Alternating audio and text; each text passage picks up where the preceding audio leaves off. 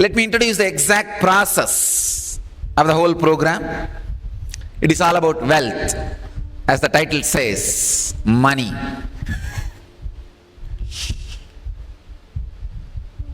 The first question: what an enlightened master has to do with wealth? Why should he talk about wealth? He is supposed to be talking about renunciation. But he is talking about wealth.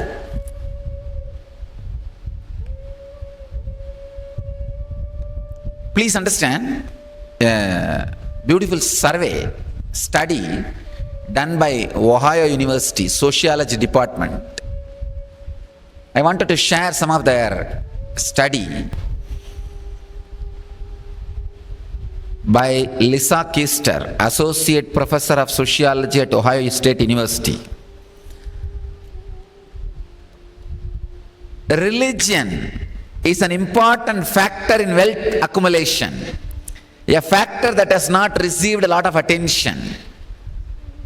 The study suggests religious beliefs children learn in their families translate into educational attainment, adult occupations, financial literacy, social connection, and other factors that influence adult wealth ownership.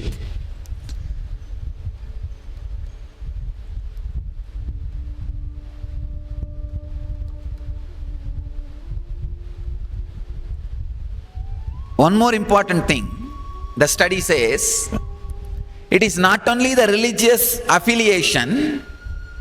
People who attended the religious services regularly accumulated more wealth. God pays you.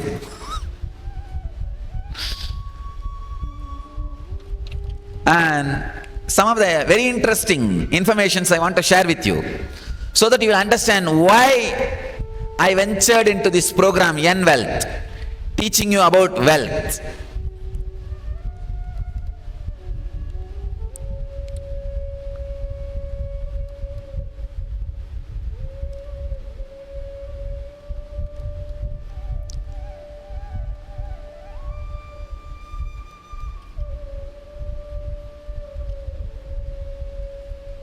The study says religious beliefs are directly connected to the wealth they create and accumulate.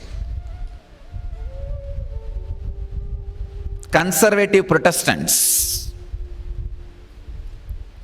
don't accumulate too much in this life. Jews encourage pursuits that lead to wealth accumulation, high income careers, and investing. And you will be shocked to know the median net worth of a Jew is $150,000, $150,890, 3 times more than the net worth of an entire sample. And conservative Protestants, Baptists and Seventh-day Adventists and Christian Scientists, only 26,000. Please understand, Jews 150,000 and conservative Protestants are just 26,000. Half of the net worth of the entire sample. Jews are 3 times more the entire sample, and conservative Protestants are half of the entire sample. And statistics of the communities that remained asset poor, Jews are only 1% asset poor, Protestants are 15% asset poor, Catholics are 7%. Accumulations such as homes, stocks and bonds, Jews 35% have accumulated, conservative Protestants only 3%, mainline Protestants 22%, Catholics only 20%.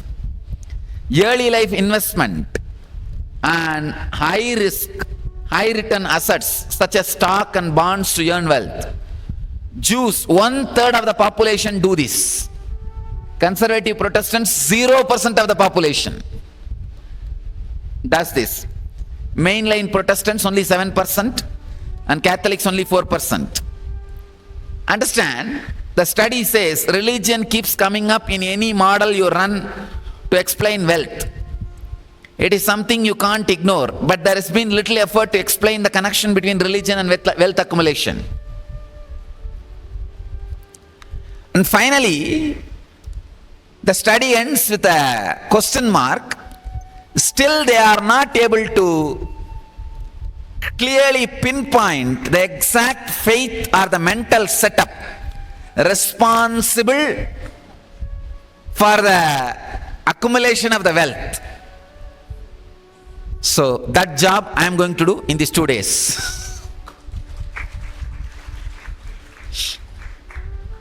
Understand, religion and wealth are very closely associated. That is the reason I ventured into teaching you how to accumulate wealth. First statement I wanted to make, the first statement of this program: wealth is not a thing to be accumulated or managed. Wealth is you. Please understand.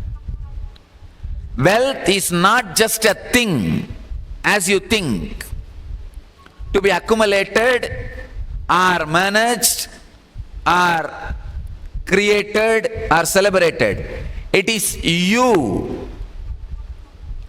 Wealth is nothing but extension of you.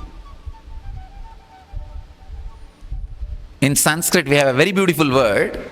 Lakshmi means intensified goal. When the Lakshya is intensified in you, it is Lakshmi. Intensified goal is Lakshmi. The right mental setup directly makes you create and celebrate wealth. I don't even want to use the word creating and sustaining. I wanted to use the word creation and celebration of wealth. The right mental setup is required to create wealth, to celebrate wealth. Only an enlightened person can teach you the mental setup, can create the right mental setup. That is the reason I took up the program on wealth.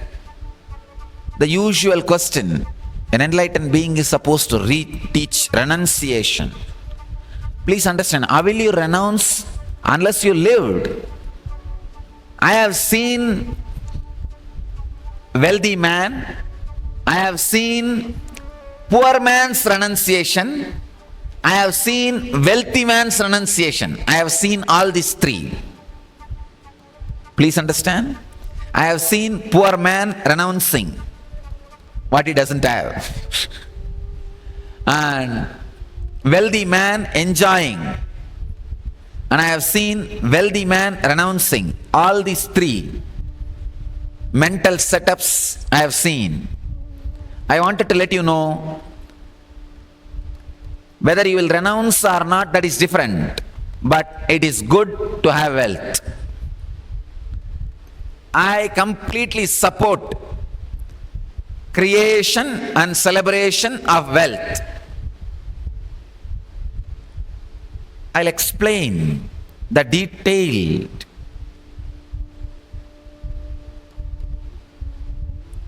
truths and the mental setups we carry about wealth.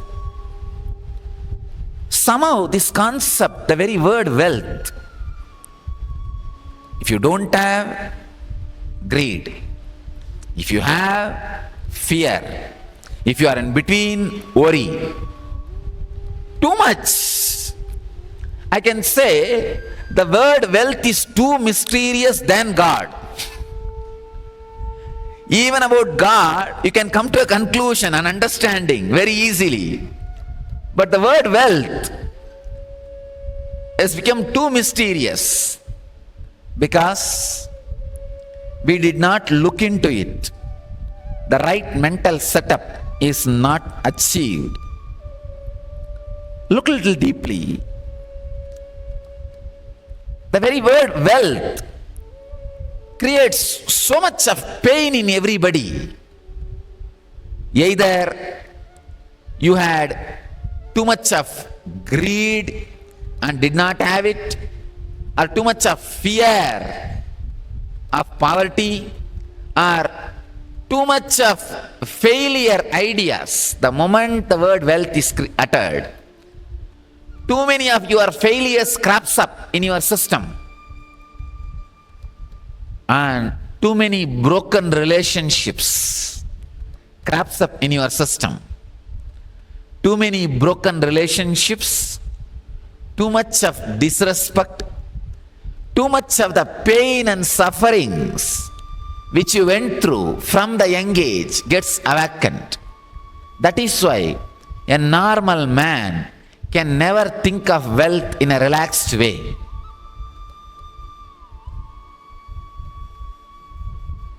Just look in.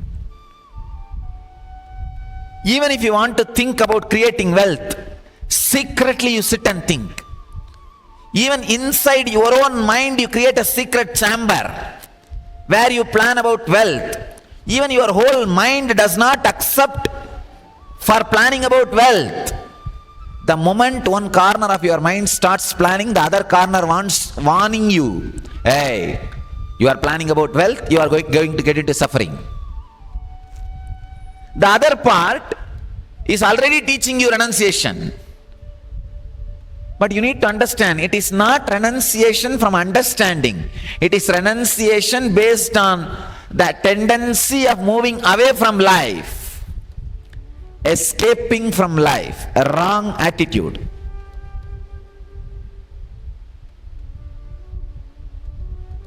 You carry too many chaotic ideas,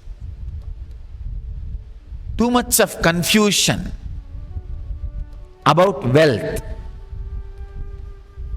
As I said, wealth is not a thing, wealth is you.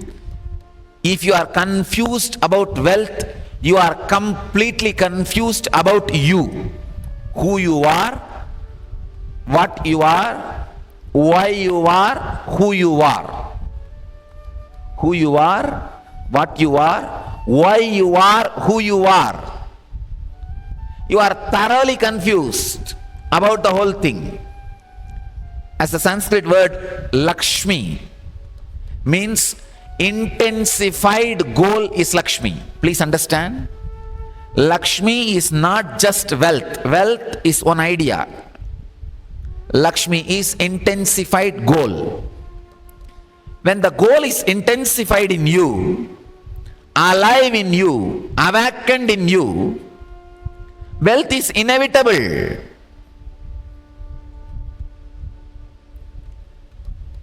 Wealth is not just money, the relationships, satisfaction, the power to convert dollars and rupees into the product which you wanted to have. In Sanskrit, we have 8 dimensions of wealth. In the next further sessions, I'll talk about it. We call it Dana, Danya, Virya, Vijaya. Different dimensions of wealth. It is a thing, it is not a thing, it is your very being. Only when your being becomes proper, the wealth gathers around you, wealth happens around you, and you celebrate it. And wealth can be adding to your life.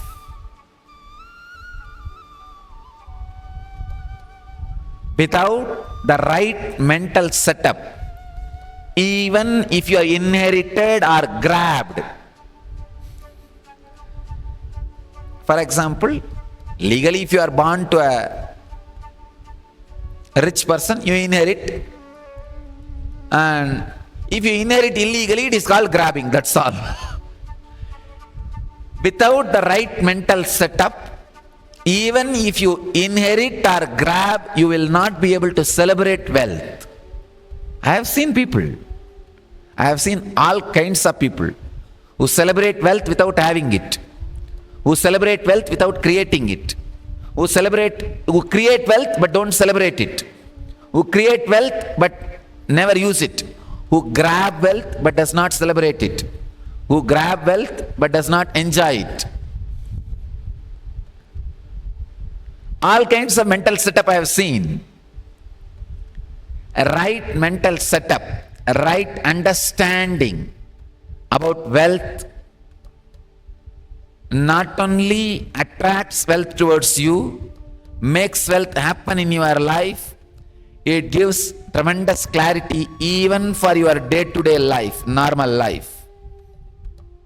Because wrong ideas about wealth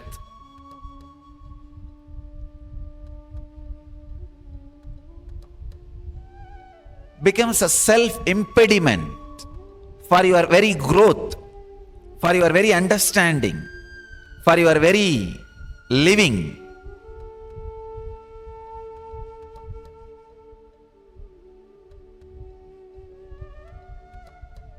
As I said, wealth is not a thing. It is you, different dimensions of you. When you manage different dimensions of you, just wealth happens around you. As I said, wealth is not just dollars and rupees. It is relationships, contentment, the peace and job satisfaction, everything, each one of these items, and health, each one of these items are your wealth. And the mental setup continuously to have success, all these things are different dimensions of wealth. So I think now you are very clear why I am talking on wealth. I am going to work on wealth. I am going to teach about wealth to you. First thing I wanted to do in this program is make you understand all the pains you associated with wealth. Your innate guilt about greed and the ideas put inside you in the young age, the wrong ideas put inside you in the young age about wealth. When your parents fight for wealth among themselves, not only you have wrong ideas about them, you have wrong ideas about wealth. You feel, oh, it is wealth separates people. That one engram is enough for your whole life. You will not be able to create wealth peacefully.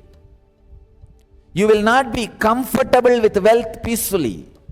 Just see, how many of you are comfortable when you think about wealth inside you?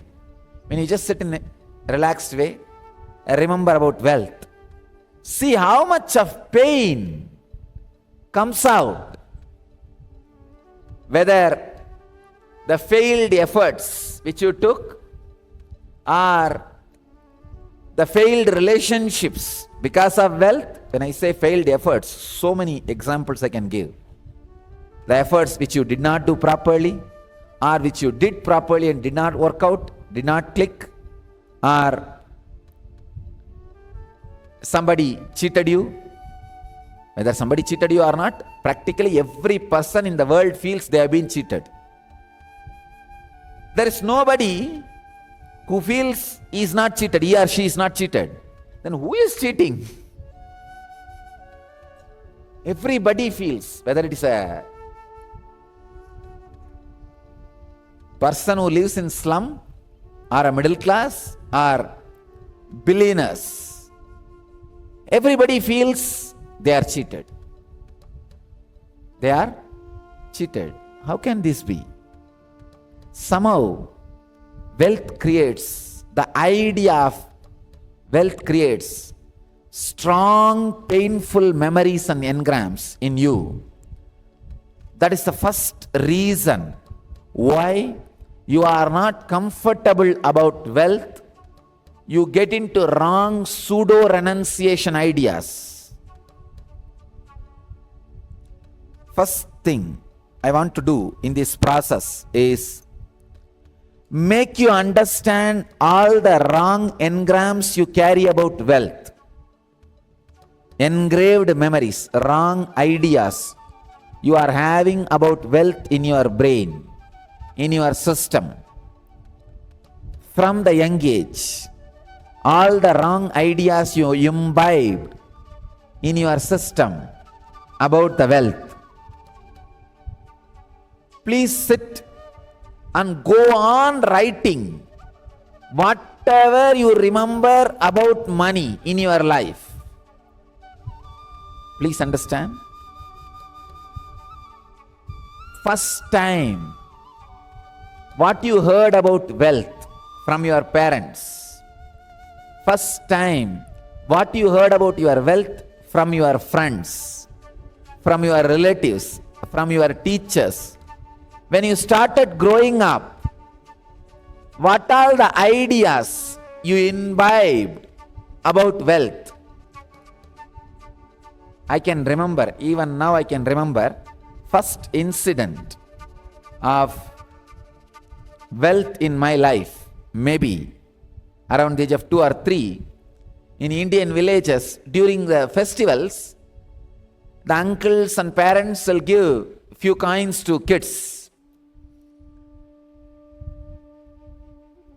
So many of my relatives gave money to my elder brother, younger brother, for me also. I got lot of coins for my share. All of them were counting. I was sitting and looking at that, and I looked into my father and asked, what shall I do with this? He said, whatever you want you can buy.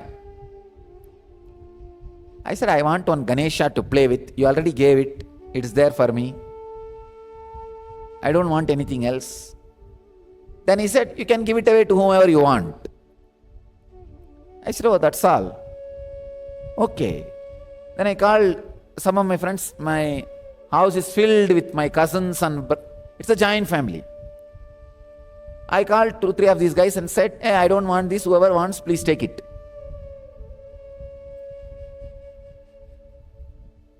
I thought some 4 or 5 people will come and take. Forget about it. The one guy whom I said, he just picked up the whole thing. Whole cloth on which the coins were there. I couldn't understand. Anyhow, I just left it. Okay. What I wanted is there. I don't want anything else. Leave it. This is my first memory of wealth. And still, I tell you, this memory plays a major role in how I handle wealth. It is just utility. I have not created a single relationship because of wealth. I have not broken a single relationship because of wealth. I have not created any suffering for me because of wealth. I have not created any joy for me because of wealth. I am living, wealth is living with me.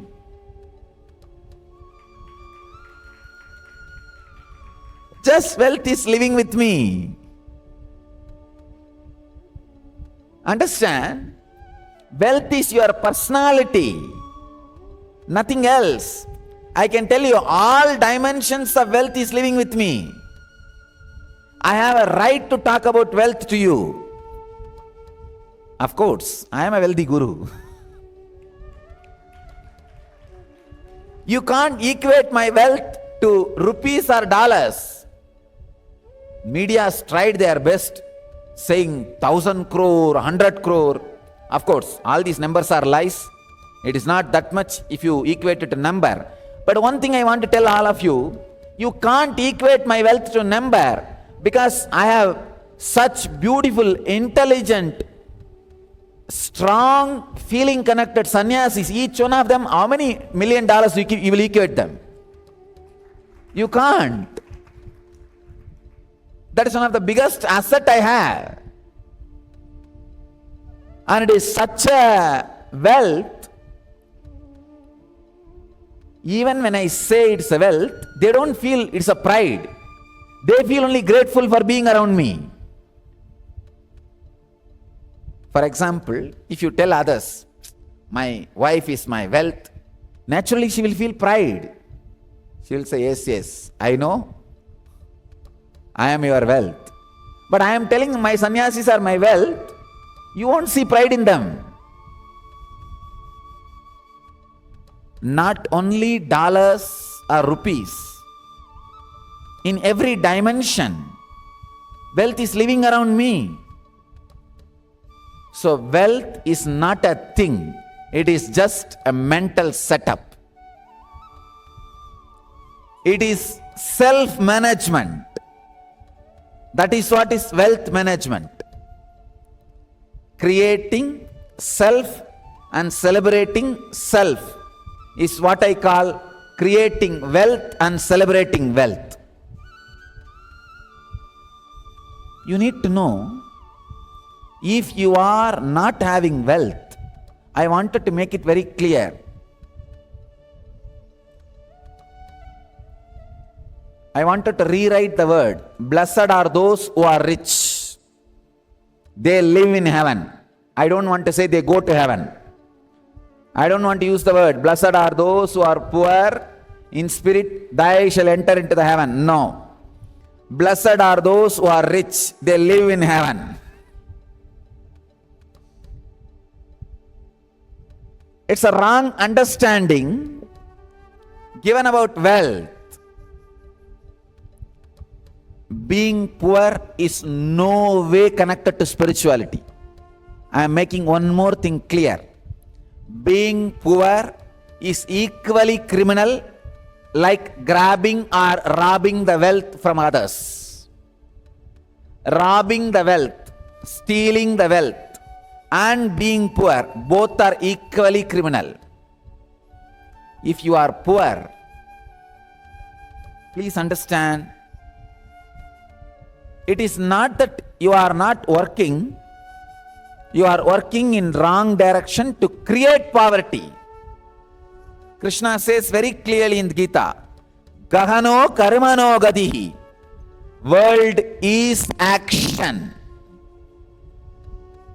Whether you want it or not, you are in action. If you are not creating wealth, you are in action in wrong direction. That's all. You are in action, but wrong direction. You are creating poverty.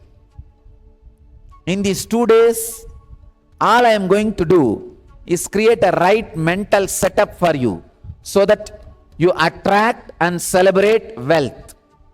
You create and celebrate wealth. First thing, the first process I want to do is sit and go on write all the ideas you received about wealth in the young age.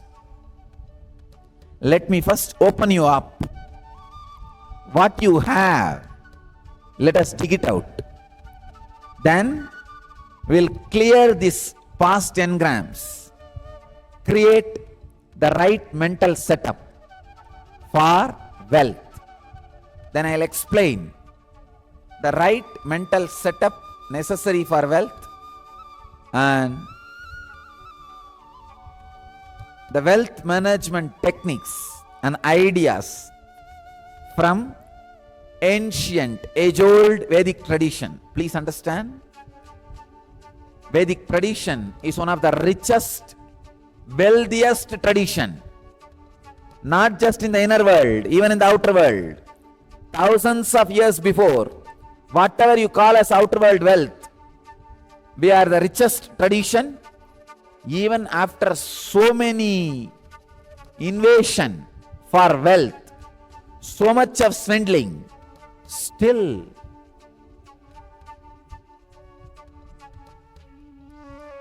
India holds so much richness, wealth. First, the invasion by different groups like Kanishkas, Kushanas, and Mauryas, then Mughals, then British, then the modern day Indian politicians. So much of invasion. Hey, all of you should know.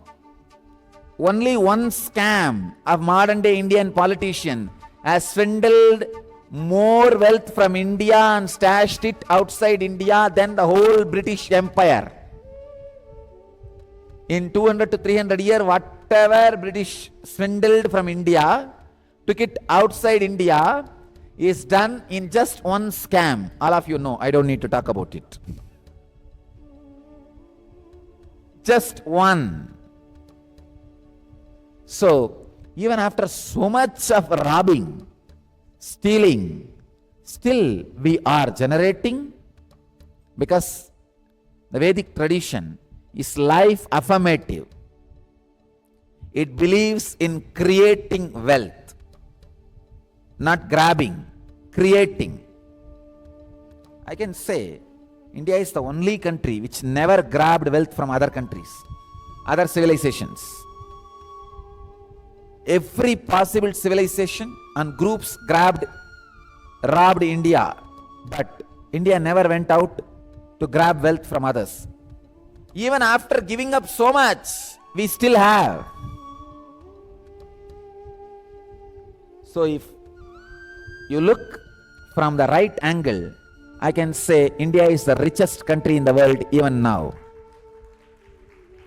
Because never grabbed, always gave. Never grabbed, always gave. Still we have. And the funny thing is, still only 3% of Indian man hour is used. Please understand. For example, see, in India we call it working age as 25 to 58. 25 to 58 is the working age. If a person is supposed to be working 8 hours a day, 25 to 58, all the Indians into 8 hours. I am saying that Indians who are between 25 to 58 and 8 hours. If this is 100 hours, for example, I am giving you, only 3 hours productivity happens in India. I want all of you to know. Only 3 hours. But still, we are creating wealth. So I'll share the ancient secrets of creating and celebrating wealth.